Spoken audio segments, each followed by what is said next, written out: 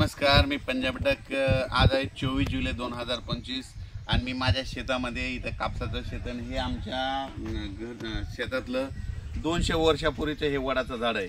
जी सेंद्रिय शेती करते त्यांना एक सांगू इच्छितो, ज्या ज्या ठिकाणी वडाचं झाड असतं ना त्याच्या खाली गांडूळ खूप तयार होतात, म्हणून हे सगळ्यांना सर्वप्रथम सांगतो। आणि या ठिकाणाहून मी माझ्या घरात शेतातल्या वडाच्या 200 वर्षापूर्वीच्या वडाच्या झाडापासून एक अंदाज देणार आहे।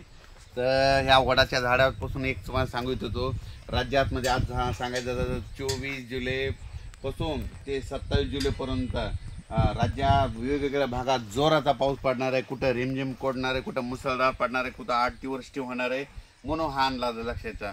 तर सुरुवात सांगतो, आज समजा आज आहे 24 जुलैपासून आज पूर्व विदर्भाकडे पाऊस सुरू होणार आहे। म्हणजे एका दिवस चालू झालेला असेल 24 जुलै 25 26 पर्यंत पूर्व विदर्भामध्ये 6 जिल्ह्यामध्ये वर्धा, नागपूर, भंडारा, गोंदिया, चंद्रपूर, यवतमाळ, वाशिम, हिंगोली, अकोला, अमरावती, बुलढाणा, इकडे नांदेड, म्हणजे 24 पासून 24, 25, 26, 27 तारखेपर्यंत या पूर्व विदर्भामध्ये काही ठिकाणी मोठा पाऊस, कुठं लहान, कुठं रिमझिम, कुठं पाणी साचल, कुठं पेंडवलता असा पाऊस पडणार आहे, म्हणून त्यांच्यासाठी आनंदाची वेळ मी। त्याच्यानंतर पश्चिम विदर्भात देखील म्हणजे 5 जिल्ह्यामध्ये 24 आजपासूनच पाऊस सुरू झालेला असेल, आता सुरू देखील होईल। पश्चिम विदर्भात देखील 5 जिल्ह्यामध्ये बुलढाणा, अकोला, अमरावती, यवतमाळ, हिंगोली, वाशिम या जिल्ह्यामध्ये म्हणजे 24, 25, 26, 27 4 दिवस दररोज वेगवेगळ्या भागात पाऊस पडणार आहे आणि सगळ्यांना जीवदान भेटणार आहे। कुठं मोठा पाऊस होईल, कुठं अतिवृष्टी होईल, कुठं रिमझिम पडेल, म्हणून हे पश्चिम विदर्भातल्या शेतकऱ्यांनी लक्षात येतात। त्याच्यानंतर आपण मराठवाड्याकडे येऊ। नांदेड जिल्ह्यामध्ये काल मी घुंगराळे या ठिकाणी शेतकरी मेळाव्यात गेल्याच्या नंतर नांदेड जिल्ह्यामध्ये आज मध्ये पाऊस चालू आहे। नांदेड जिल्ह्यामध्ये धर्माबाद, बिलोली, पेनूर, पुन्हा ते मुदखेड, मनमाड या भागामध्ये पाऊस कमी होता, आता रात्री पडला, पण त्यांना देखील आनंदाची बातमी। आणखी 24, 25, 26, 27 तारखेपर्यंत 4 दिवस दररोज वेगवेगळ्या भागात पाऊस पडणार आहे। काही ठिकाणी वड्याला पाणी येईल, कोणत्या शेतामध्ये पाणी साचेल, म्हणून हा अंदाज लक्षात घ्यायचा। त्याच्यानंतर परभणी जिल्ह्यात देखील आज दुपारनंतर पुन्हा परभणी जिल्ह्यात देखील पाऊस जोराचा येणार आहे, म्हणून हा अंदाज लक्षात घ्यायचा। 24 पासून ते 27 पर्यंत परभणी जिल्ह्यात 4 दिवस वेगवेगळ्या भागात सर्व गावामध्ये पाऊस पडून जाईल, म्हणून हे परभणी जिल्ह्यानं लक्षात द्यायचं। लातूर जिल्ह्यातल्या शेतकऱ्याला सांगू इच्छितो, लातूरमध्ये रात्री देखील खूप पाऊस पडला, लातूर धाराशिव देखील खूप पाऊस झाला।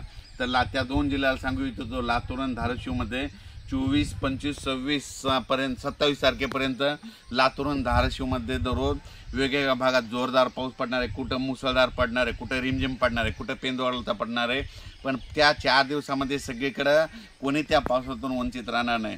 त्याच्यानंतर बीड जिल्हा, जालना जिल्हा आणि संभाजीनगर या 3 जिल्ह्यामध्ये सांगू इच्छितो की आज 24, 25, 26, 27 पर्यंत आपलं बीड जिल्हा, जालना जिल्हा, संभाजीनगर जिल्ह्यामध्ये दररोज म्हणजे 24, 25 या 4 दिवसामध्ये वेगवेगळ्या भागात पाऊस पडणार आहे, पण सगळ्या पिकांना जीवदान ठरणार आहे। काही शेतामध्ये पाणी साचल, वड्याला पाणी येईल, कुठं पूर येईल, म्हणून अशी परिस्थिती या 3 जिल्ह्यामध्ये राहणार आहे।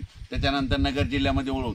नगर जिल्ह्यामध्ये काय झालं, पाऊस पडलेलाच नाही, म्हणजे कमी पडला आहे, तर ते शेतकऱ्याचे फोन येतात मला पाऊस नाही, तर त्यांच्यासाठी आनंदाची बातमी सांगतो। आज दुपारनंतर तुमच्या ठिकाणी नगर या ठिकाणी खूप ठिकाणी वेगवेगळ्या भागामध्ये दुपारनंतर पाऊस सुरू होईल, पण तुमच्या भागामध्ये आयल्यानगरमध्ये म्हणजे 24, 25, 26, 27, 28 पर्यंत वेगवेगळ्या भागात पाऊस पडेल आणि तुमच्या देखील पिकाला जीवदान ठरणार आहे, म्हणून हे लक्षात घ्यायचं। त्याच्यानंतर पुणे जिल्हा आणि पश्चिम महाराष्ट्रामध्ये म्हणजे 24, 25, 26, 27 पर्यंत सरी चालू राहतील, म्हणून त्या शेतकऱ्यांनी पश्चिम महाराष्ट्रातल्याने हे अंदाज घ्यायचा। त्याच्यानंतर आता आपण वळू सगळ्यात महत्त्वाचं उत्तर महाराष्ट्रामध्ये धुळे जिल्हा, नंदुरबार जिल्हा, इकडं लासूर, इकडं जळगाव, पारोळा यावल या भागामध्ये काय झालं, शेतकऱ्याचे फोन आले, आमच्याकडं पाऊस नाही, जवळपास 15-20 दिवस झालं, काही भागात पडायला आणि काही भाग सुटलेला आहे। तर त्यांच्यासाठी त्या आपलं धुळे जिल्हा, जळगाव जिल्हा, नंदुरबार या 40गाव या तालुका या भागातल्या शेतकऱ्याला सांगतो की आज 24 तारखेला म्हणजे बऱ्याच ठिकाणी पाऊस सुरू होईल।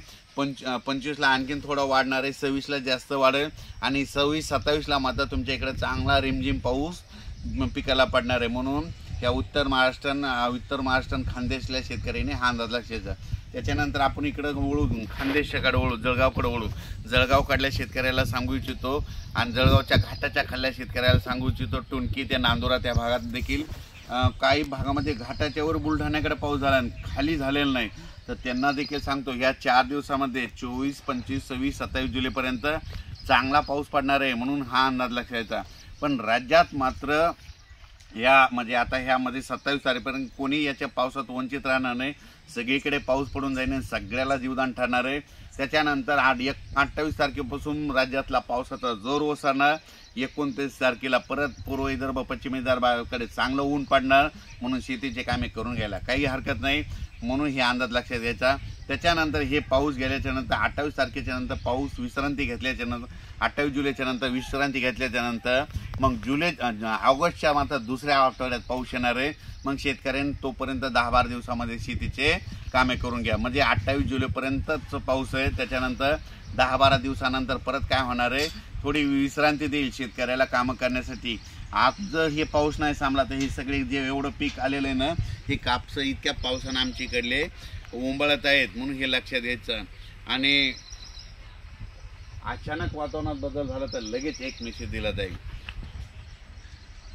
हे आहे आपला 3x1चा कापूस. 3x1 वर एकदाच खत दिलेला, परत खत देणार नाही. आता याची वाढ बंद करणार आहे. जमलं तर काय करणार आहे, एक तर लिव्हरशीन मारणार आहे किंवा चमत्कार मारून कल्टर मारून याची वाढ बंद करणार आहे, म्हणून हे लक्षात घ्यायचं.